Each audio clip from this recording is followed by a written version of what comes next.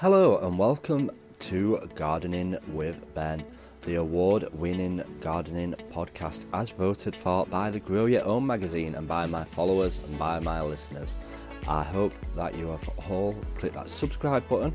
If you're new to the podcast channel, please do click the subscribe button and then you get notified of all the new podcasts that get launched. And if you're not following me on Facebook, Instagram, YouTube and TikTok, make sure you look for Gardening with Ben and follow me on all my social medias. So sit back, relax, grab a brew and let's enjoy today's gardening podcast with Ben. Hello and welcome back to Gardening with Ben for a brand new episode on this Friday. The weekend starts tonight, not for me because I'm at work, but I've pre-recorded this episode ready for you to listen to. And yeah, thank you for everybody that's been tuning into the podcast. Certainly a lot more people seem to be listening these days, so thank you for that. The more people that listen to it, the more I'll keep on recording them, because obviously people are enjoying them and they're liking the podcast.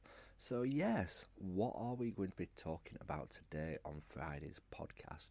Well, obviously I can't talk about what I've been up to at the plot because the last time I was at the plot was on Monday, and I won't be going back until next week now that I'm working, so I'll not be down for a bit. And obviously the weather's been bad as well at the moment, so there's not much that I could have done, to be honest, down at the plot at the moment, apart from obviously just tidying up inside the shed and the polytunnel, but that shouldn't be too big a job, hopefully, fingers crossed.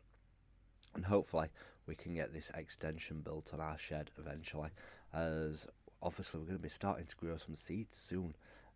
My main sowing time is in March, when I start all my seeds towards end of March, beginning of April, so we've got to get it all ready and built for then, but fingers crossed we'll have it all done and it'll all look perfect for next year. Well, this year, not next year. I still get muddled up with these dates. I'm sure everybody's the same. You wonder what year you're in. But yeah, hopefully we'll have the shed all built and ready. So what are we going to be talking about today? So today we're going to be talking about planning for the year ahead. And a lot of planning goes into my plot for the year ahead. It's not just a case of, oh, I'm just going to grow this, I'm just going to grow that and see how we get on.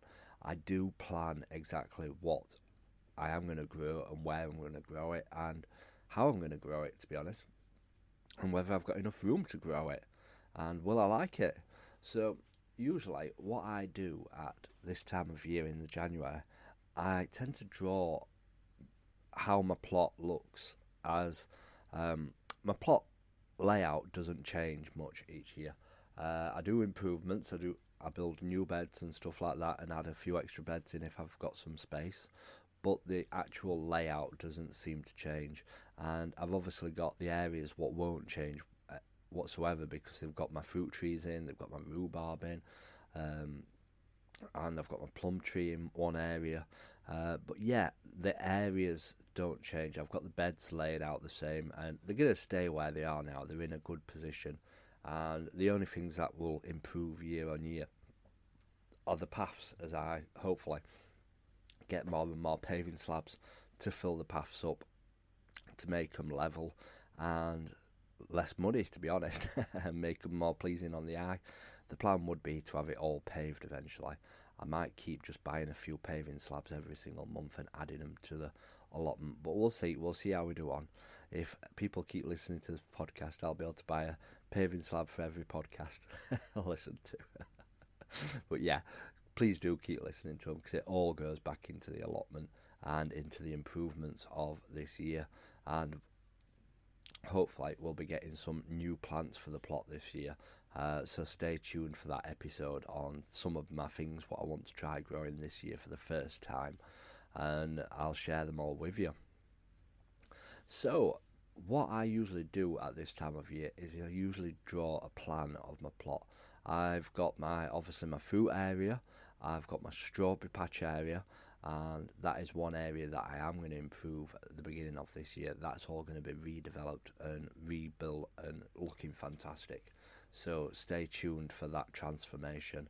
Each year I do like to do a different transformation on my plot, and improve something. Last year was the building of my new area up at the top of my plot, even though I've not checked back up on it for a while actually. But I built it, I cleared it all, I put new beds in it for herbs, I put black membrane down, I tidied it all up. It looks absolutely fantastic. Well, it did last time I looked at it. It might look wild again now, but we'll have a look when we can get back up there. But yeah, I tend to do a new area each year, and this year's area is going to be my strawberry patch area. That's going to be a brand new layout, and I'm going to get some nice new black membrane so that it's not all scraggly, and we're going to relay it all, dig it all over, dig out all the strawberry plants, replant them all nicely spaced out, and making them look beautiful. So stay tuned for that transformation, and I'll keep sharing it with you over the year. So once I've drawn my plan of my plot, obviously I've got the main area of my plot where all my beds are, where I do all my growing, which I've got my big netting over to stop any birds coming in and eating all the vegetables, which they tend to do. Once we've drawn all the beds out, what I tend to do is I tend to make a list of all the plants that I want to grow this year, and then I look at the beds and I try and find where the shady areas are and plant stuff that doesn't need much light, i.e. stuff that grows underground like potatoes, because they won't need much light with them being underground. And I tend to think about what I've grown where the previous year and try to grow something different in that part. But yeah, it's good to draw a plan of your plot and what you hope to achieve. And obviously this time of year is the best time to get planning and get designing your allotment, and if you want to do any improvements to it or changes to it, because once it gets to March, April time, trust me, once all them seeds once you start sowing all them seeds, then you'll have to transplant them all, then you'll have to pot them all up. It's a big long job. You won't get much time for doing all the maintenance work, so you really do need to get stuck out there in the wet, the rain, the cold, and get doing all them improvements that need doing. And this is one thing that I used to miss out on my plot, because I used to stop doing my allotment in end of October once I'd picked all my produce. Then I wouldn't go back down to the plots till February, March time when I was starting back growing, and I used to struggle to find time to get it all done and get it all improved or any work that needs doing to the plot. So now is the perfect time to get doing all them jobs. So once I've drawn all where the beds are going to be, I'll think about what plants can be grown together. Obviously there's the Three Sisters, which is meant to be a good way of growing stuff. If you don't know what the Three Sisters are, Google it and have a look into that. I think it's sweet corn, runner beans, and possibly courgettes or something like that. I don't know myself, to be honest, but I've heard of it, because the runner beans are meant to climb up the sweet corn plants. It's just to save space and to fill as much in as possible.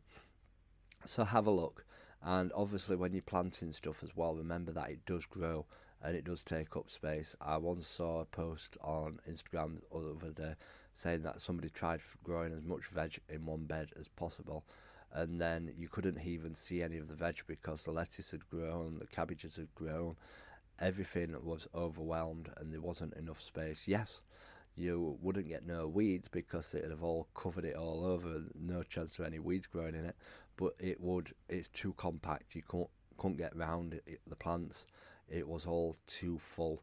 So remember to leave space around the plants so that you can weed, you can hoe it, keep the ground loose so that the water gets in easier. And yeah, think about how much space stuff actually needs when planting, because I've done that in the past. I've thought, oh, I can squeeze another lettuce plant in there, oh, I can squeeze another beetroot plant in there, and then I'll get more beetroot out of it. But no, sometimes when you grow stuff too compact together, it doesn't grow as well as making sure there's enough space in between the plants, especially when you're like growing onions and garlic and stuff like that. Make sure you leave enough space to get in between the plants to get them all weeded. So I'm going to be doing that over the week, drawing a plan of what I want to grow this year, and I'm hoping to add a few new things into the plot this year. So stay tuned for that podcast, because I'm going to be talking about what new stuff I want to get for my plot, and hopefully I'll be able to purchase them. They're not the cheapest, but I'll be talking about them in my up and coming episode. So if you're new to this podcast, do click that follow button, do click that subscribe button, and you'll get notified when new podcasts come up, and you can be the first to listen to them. And if you've not checked out my YouTube channel, please do check it out. Just search for Gardening with Ben on YouTube and you'll find my channel, and subscribe to that, because I'm going to be doing so many videos this year. I'll be bombarding your YouTube feed with all my videos, because I do want to do more and more videos this year. My last couple of years I've concentrated on my podcasting, and now I want to concentrate on doing my filming as well for you all, so that you can see the benefits of gardening and see what I'm actually growing and how well it's growing and how bad it's growing. I'm very open and honest when I'm growing.